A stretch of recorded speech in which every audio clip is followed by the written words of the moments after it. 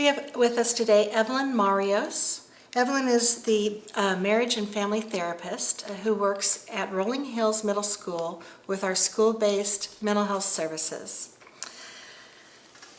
Evelyn, tell us about your program. Okay, well, basically this was in 2011.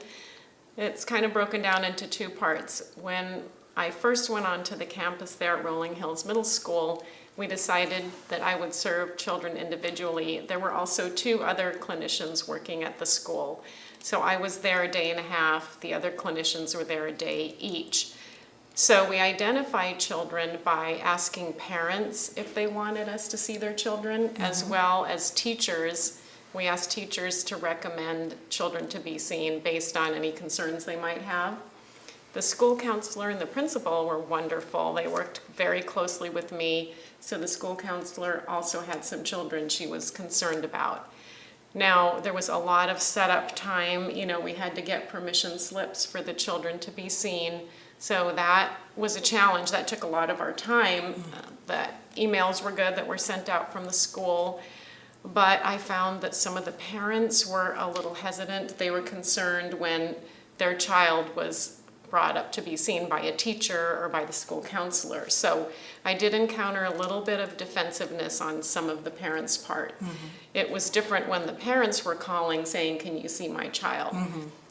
But so that took a while to set everything up. But we did then in the month of April, May, and until school ended in June, see children individually. And there were a lot of need. The need is a lot greater than you might think. At middle school, there's a lot of pressures from home, family life, and peer pressures. So I would say I served about 20 children on an individual basis during that time. Then in the fall, when we started up again, we decided to do groups to try to serve more children. So I saw 46 children total with the groups. So the way we did that is that the school counselor went into the classrooms and talked about the different groups we were going to have. And so children could sign up for them. And that seemed to work a lot better. Also, the notices were sent out to the schools, but we dropped the idea of contacting parents and telling them that the staff had concerns. That didn't seem to be the best way to approach them. So that seemed to go a lot better. Yeah, tell us about the types of groups. Okay. Well, I came up with some fun names, like Beating the Stress Monster was one of them, for example. But basically the groups were broken down into, we had a group for children that were experiencing stress from family life, a lot of divorced parents or separated parents. So that was a specific group. And then we had a group called the Happiness Group or something like that. But it was really based on how to deal with stress, how to problem solve, and how to cope with problems. Then we also had another group on peer relationships. So we focused a lot on communication, boundaries, how you have relationships in a healthy way. And the kids seemed pretty motivated. The school was just great. They had wonderful facilities set aside. I had a wonderful group room that was confidential, an office that was confidential. Anything I needed, they were very, very responsive and supportive.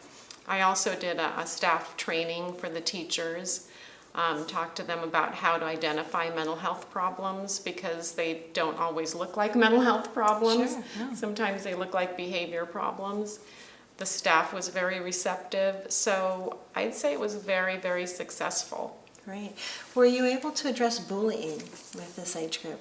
Yeah, so I didn't do a group specifically on bullying. The school counselor had one specifically for that. She was doing some other groups as well. But the group that was based on peer relationships did address that and what to do and how to handle it. Nice. Great. So do you believe that having school-based services like this help to reduce some of the stigma attached with mental health? I think definitely so, yes. And, you know, we approached it in a very positive way, not as anything negative or that there was anything wrong with people, but something that would help them be happier and be able to deal with things better. And I think so.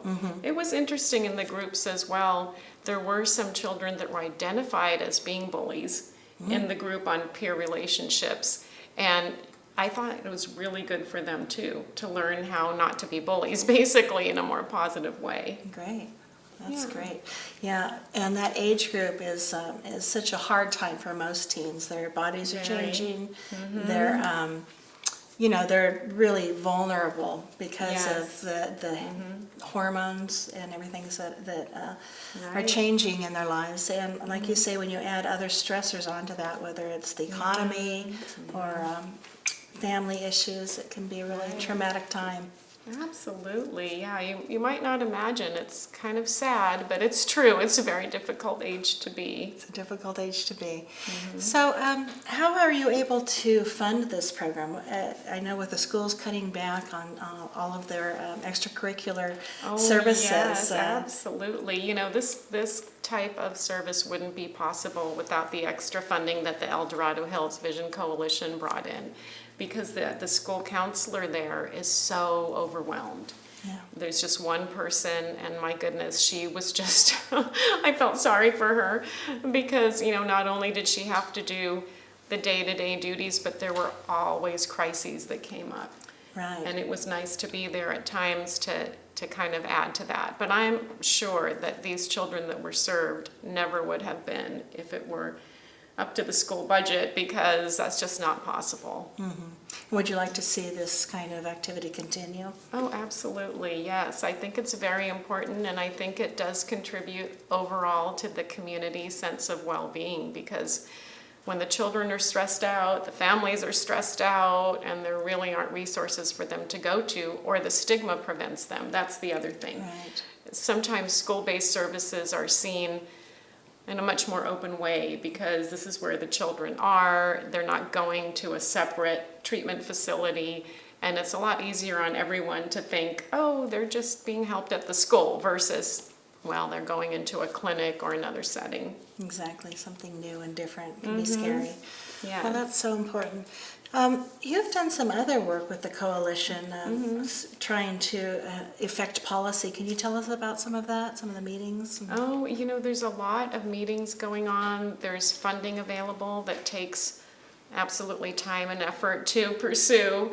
There's also, need for community awareness and education, which the Vision Coalition has done a wonderful job of doing. You wouldn't think in a community such as ours that there are serious problems, but there are. Socioeconomically, there's even a range. You think it's an affluent community and maybe there's less problems, but it isn't true, unfortunately. Right. That's right. Anything else you want to add, or future hopes, or? Well, I really hope that this type of program can continue. I hope it can grow here in El Dorado Hills. It's very needed. And I'm very much in support of school-based services. I think this is where you reach the children that really need it. Excellent. Well, thank you. Thank you for being here today. Thank you.